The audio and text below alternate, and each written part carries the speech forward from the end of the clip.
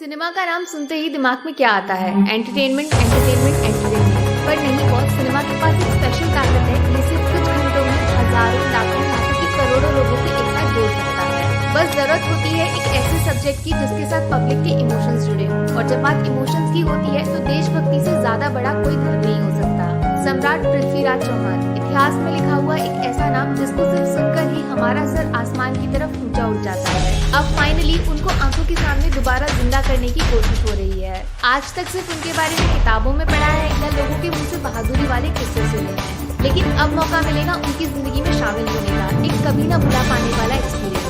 बॉलीवुड के one of the most finest actor Akshay Kumar lead character play करेंगे और हिंदुस्तान के सबसे वीर शक्तिशाली योद्धा को एक स्पेशल ट्रिब्यूट देते हुए नजर आएंगे। फिल्म का टीजर जोरदार है, जबरदस्त है, एकदम आग की तरह गर्मा गर्म, जिसको छूए वो तो मिल जाएगा। तलवारबाजी से लेकर हर हर महादेव की गूंज, ऐसा लग रहा है जैसे हम राजस्थान की मिट्टी के बीचों बीच खड़े हो गए हैं। और फिर जो टीजर के बैकग्राउंड में असरदार ताकतवर म्यूजिक डाला गया है वो इस फिल्म के टीजर को बाकी बॉलीवुड फिल्मों से एकदम अलग लाकर खड़ा कर रहा है। स्पेशली जो कमाल की जबरदस्त कास्टिंग की गई है उसकी वजह से फिल्म के लिए एक्साइटमेंट का लेवल 100 गुना बढ़ गया है। सोनू सूद अपने देश के नेशनल हीरो, जिनको फैंस सिनेमा के अंदर और बाहर दोनों जगह खूब प्यार करते हैं, उनका रोल भी इम्पोर्टेंट होगा।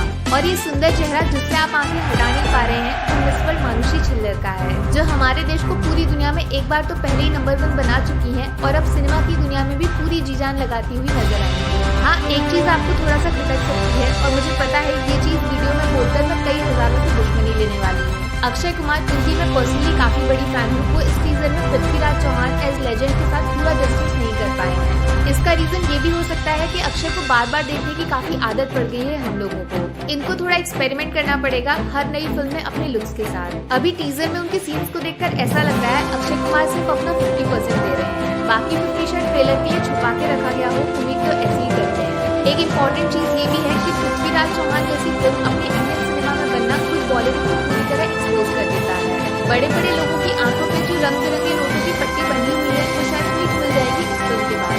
अक्सर बॉलीवुड खुद बनाने के लिए वो सब्जेक्ट चुनता है जिसमें हमारे देश का इतिहास एकदम फिक्शनल मतलब मनगढ़ंत बना के प्रेजेंट कर दिया जाता है। 10% भी सच्चाई नहीं होती इन फिल्मों में, लेकिन कंट्रोवर्सी होगी तो लोग थिएटर जाके अपनी पॉकेट ढीली कर देंगे और फिल्म बनाने वाले लोग मालामाल हो जाएंगे। इसको बोलते हैं लूट मचाना। जबकि पृथ्वीराज चौहान जैसे वीर योद्धा की कहानी बनाने में इतने साल लग गए और ये सिर्फ अकेले नहीं है, हमारे देश की हिस्ट्री में हर पन्ने पे एक ऐसा नाम मिलेगा जिसके खून से हिंदुस्तान की सांसें चलती हैं।